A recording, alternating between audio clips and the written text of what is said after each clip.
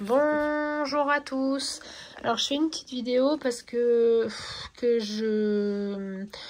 est un peu compliqué à faire parce que c'est dur de reparler de tout ça.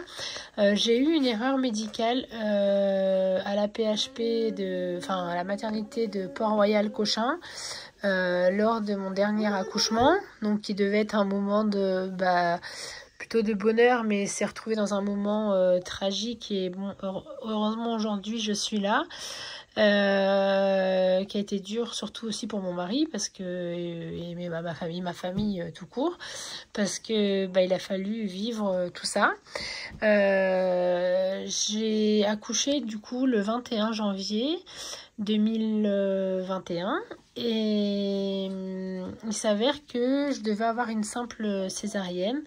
Et pour quelle raison, je ne sais pas, on a voulu me poser un cathéter central pour m'administrer des médicaments s'il y a besoin durant l'intervention, parce que j'avais une éventration sur mon ancienne cicatrice et ils avaient proposé de me la réparer en même temps, enfin de me la soigner en même temps.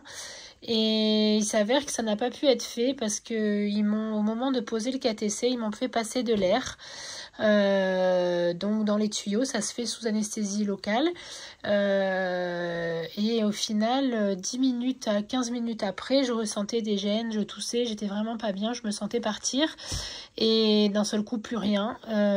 Je vois à mon réveil, on m'a transmis, on m'a demandé plein de questions qui étaient un peu bizarres. J'avais des pertes, je sentais pas mes jambes, je sentais pas mon côté droit.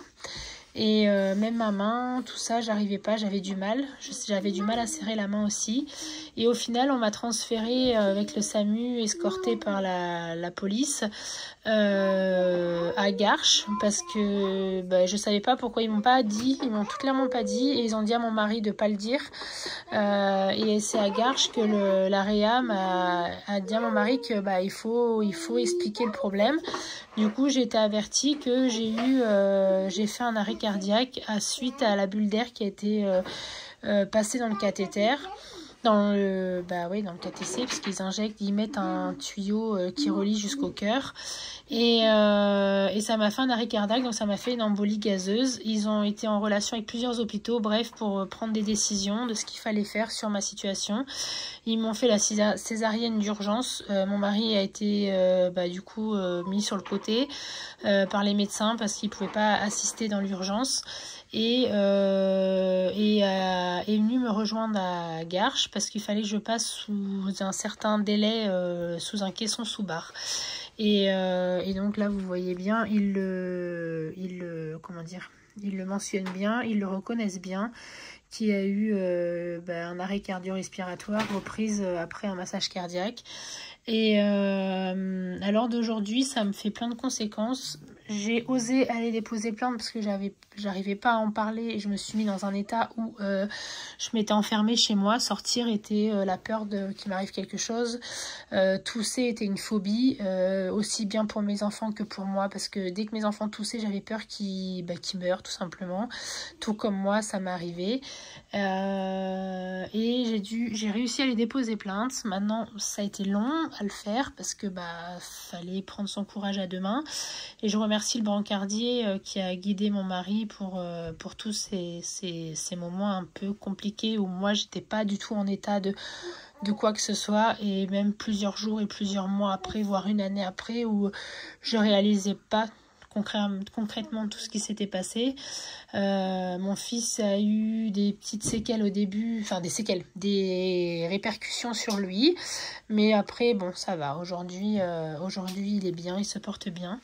Mais de ce fait là, moi, du fait qu'ils m'ont fait une cicatrice rapide, j'avais déjà l'éventration qu'ils n'ont pas pu réparer, mais maintenant j'ai aussi double hernie sur-ombilicale et sous-ombilicale et qui m'empêche littéralement de faire quoi que ce soit. Je peux pas reprendre mon travail parce qu'il y a des moments où je vais être bien et d'un coup où je vais être vraiment pliée en deux et je peux rien faire. C'est vraiment douloureux et je peux pas porter, je suis bloquée sur certaines cette situation.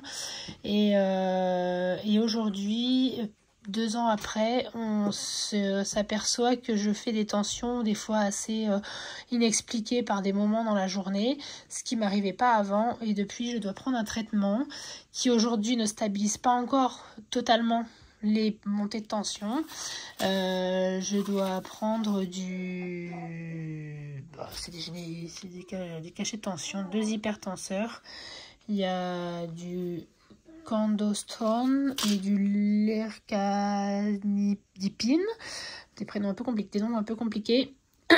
Donc voilà, maintenant je dois prendre tout ça, je dois faire des examens tous les ans, voire entre deux, pour le cerveau parce que j'ai des micro-bleeds, j'ai des taches au cerveau à cause de cet arrêt cardio-respiratoire et le docteur est pas très rassuré que je fasse des montées de tension comme ça par journée parce qu'avec les taches dans le cerveau, ça pourrait créer des AVC ou autres. Donc du coup, je suis vraiment suivie médicalement, qui est lourd, et aussi les frais, parce que faire des IRM, c'est non seulement pour le corps, bon, on pourrait s'en passer, mais c'est surtout que c'est cher, parce que les délais sont longs si on va dans le public, et si on veut avoir un IRM assez rapidement, comme le docteur le demande, il faut passer par le privé. Et malheureusement, à chaque fois, je dois payer ces frais médicaux, ces frais de médecin, ces frais de scanner, d'examen, et ça devient une charge lourde, sachant que je peux pas travailler. Donc on est en train de mettre en place un congé longue maladie,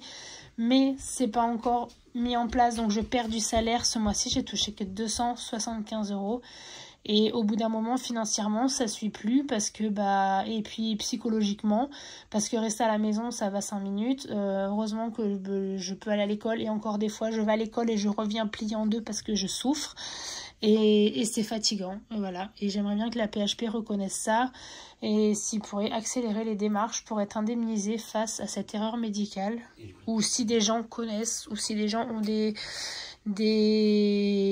pouvoirs, ou enfin pas des pouvoirs, mais des accès, ou des pouvoir réaliser quelque chose de plus important pour aller plus vite et pour m'aider budgétairement, parce que je peux plus, je sature, voilà. Et si vous pouvez partager un maximum cette vidéo, ou m'aider, ou me contacter pour mais pas des personnes sérieuses, pas des blabla pour dire ça ci, cela. Voilà, c'est vraiment une aide que je demande. Merci.